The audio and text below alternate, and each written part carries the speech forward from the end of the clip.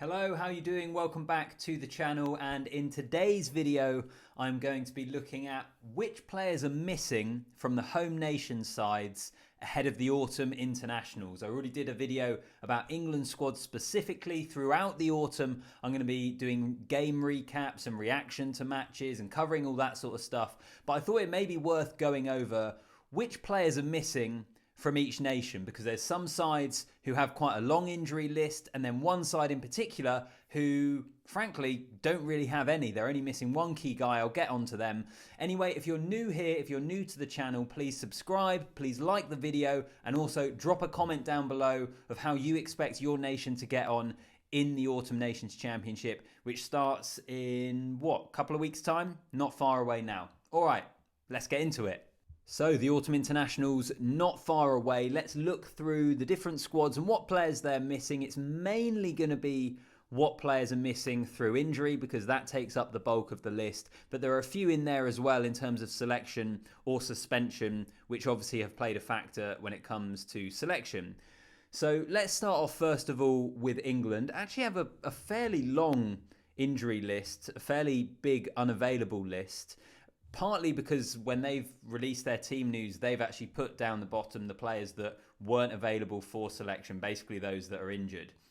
Whereas not all nations do that, but it gives us a slightly clearer picture of players that maybe would have been in the squad had it not been for injury. So first of all, if we look at the forwards, Jamie George is a really big one. The Saracens hooker. I think after the summer where England toured Australia, he kind of re-established himself as the number one guy.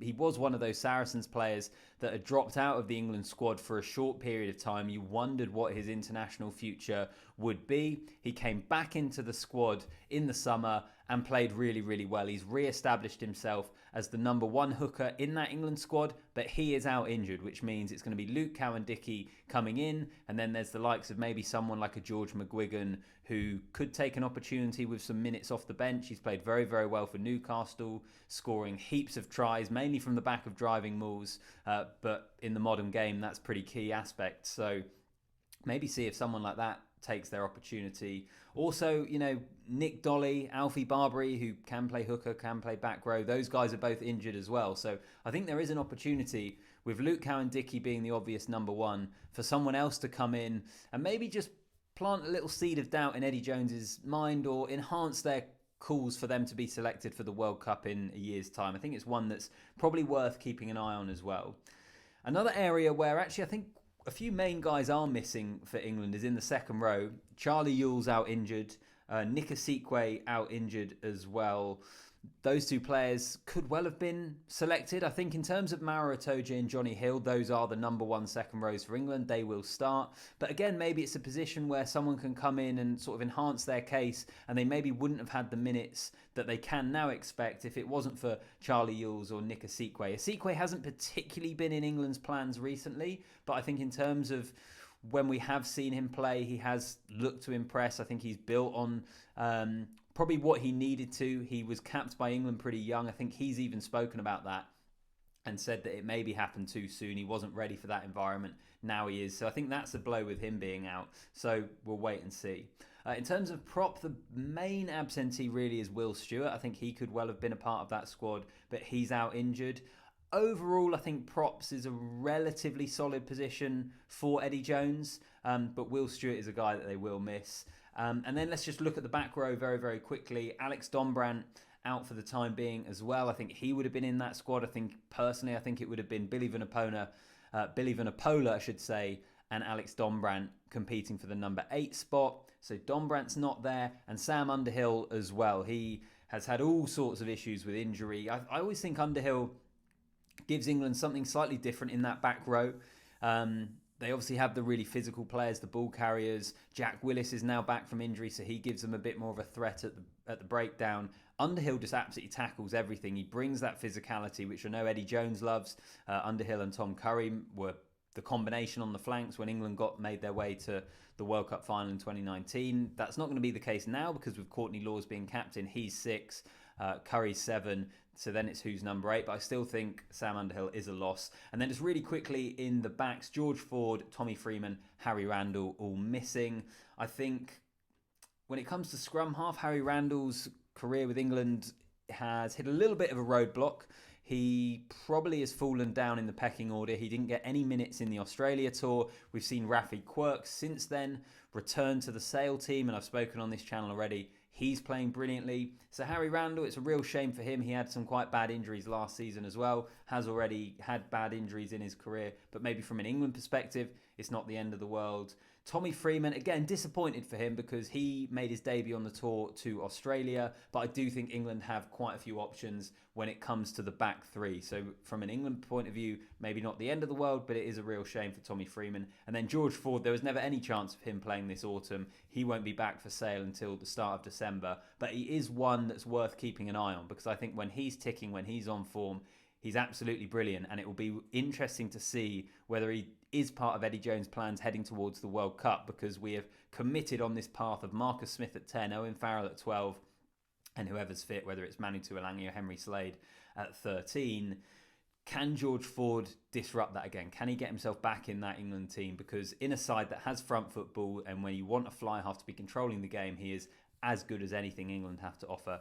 Let's wait and see. I've taken a lot of time speaking about England. Let's talk about Wales. Dan Biggar is the big absentee. Obviously the captain as well. He took over from Alan Wynne-Jones and has captained the side pretty well, I think. And I absolutely love Dan Biggar. I think he's an absolutely brilliant fly half. I think over probably the best part of a decade now, he has been right up there as one of the best fly halves in the world on a consistent basis. I think he's a big, big loss for Wales. So it'll be interesting to see how they cope. In terms of the other options, you've got Priestland, Anscombe and Costello, the uncapped player. So presuming maybe Anscombe is the number one. Costello, I think we could see get some minutes maybe against the likes of Georgia that I know Wales are set to play. And then Priestland also gives them the option of playing fullback as well. Speaking of fullback, Liam Williams is out.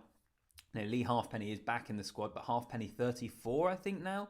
So I still possibly look at the fullback position and as a very slight area of concern for Wales.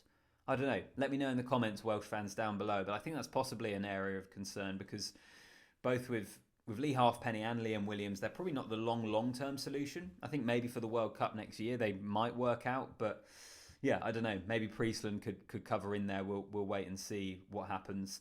Elsewhere, they've got a few injuries in the back row. Tame Basham is out injured. Josh Navidi injured as well.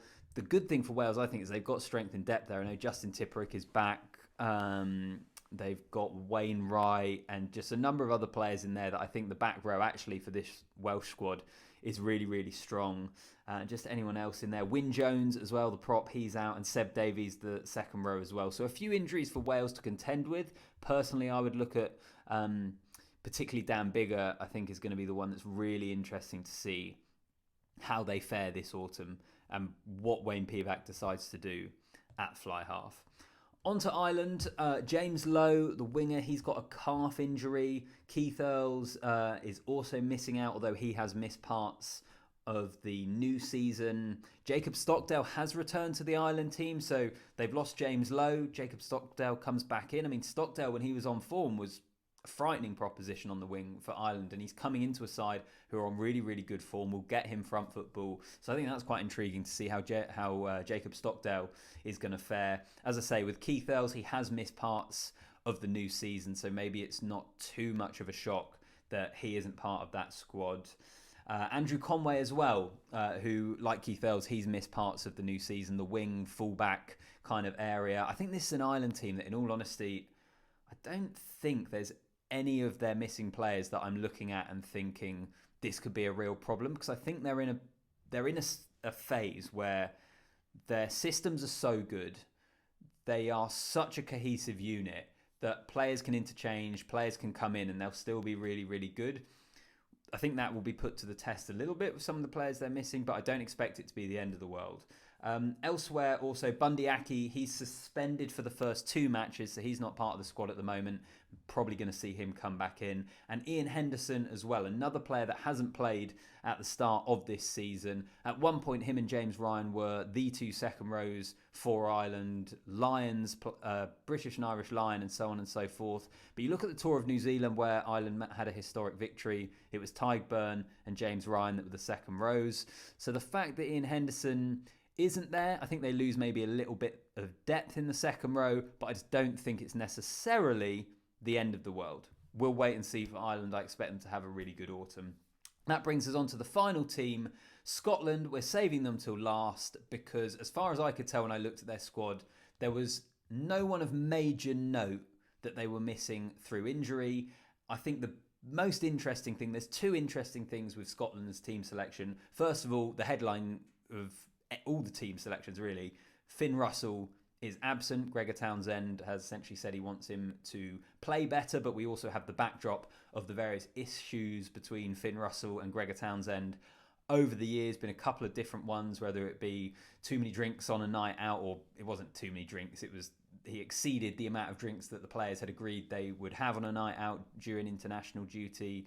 There was an issue before where I think something else between him and Townsend. There's been various different things between Gregor Townsend and Finn Russell. What that means is you've got Adam Hastings, who's been recalled from Gloucester, who's playing very, very well. Gregor Townsend has mentioned that. Blair Kinghorn and Ross Thompson as cover as well. So I think Blair Kinghorn, Gregor Townsend thinks he is the guy. He is the guy at fly half that he maybe wants to build this Scotland team around, or if not build the whole team around him, but he's the guy he wants pulling the strings and running the ship at fly half, which is a very, very interesting decision. I don't think it's a terrible decision. I don't think Finn Russell has been in the best of form for Scotland for a little while now, but it is going to be a headline because we all know what he can do. Final thing on Scotland before I finish, Stuart Hogg captaincy. Jamie Ritchie is going to captain the team.